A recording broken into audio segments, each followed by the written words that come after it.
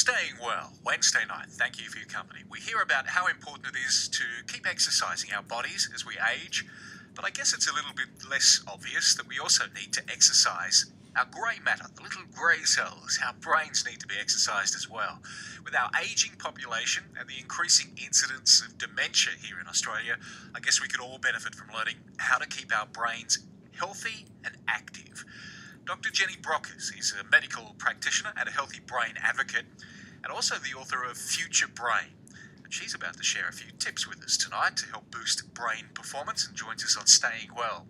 Thank you very much. All right, what kind of challenges does the ageing brain actually face? Oh, that's a curly question, isn't it? Yeah. It faces a few, which I think we're more than familiar with, and I think the challenges we face are that we're living in a sort of really fast-paced world, and it's difficult for us to keep up with everything. And I think as we get older, we're more mindful that our capacity to take in new information and retain it requires more effort.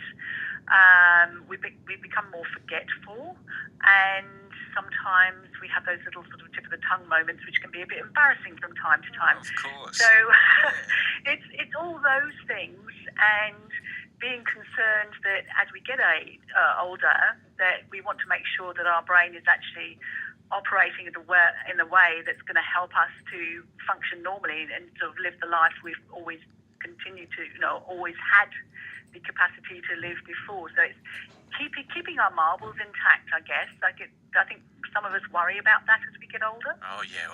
It's an anxiety thing with me because I really do fear losing the mind. I would hate that to happen, and a lot of us do. So how can we improve our memory and improve the way we keep functioning with our mind?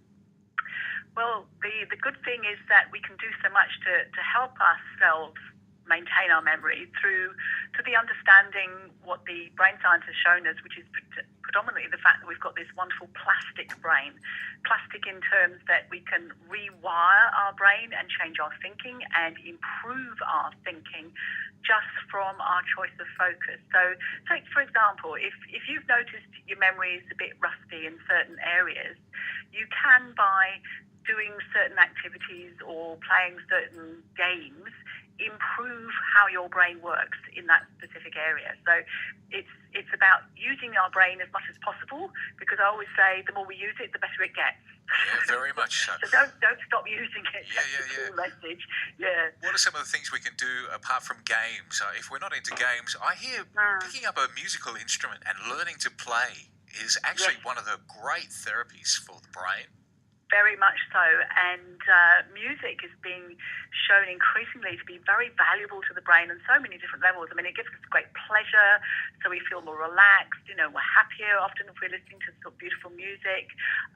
It's been shown, especially if we play a musical instrument, it really stretches what we call our mental muscles to establish new connections between our existing brain cells. So you're creating new neural pathways, you're learning a new skill, which with practice you can get better at. So you find not just a sort of new hobby, but you're strengthening your brain at the same time.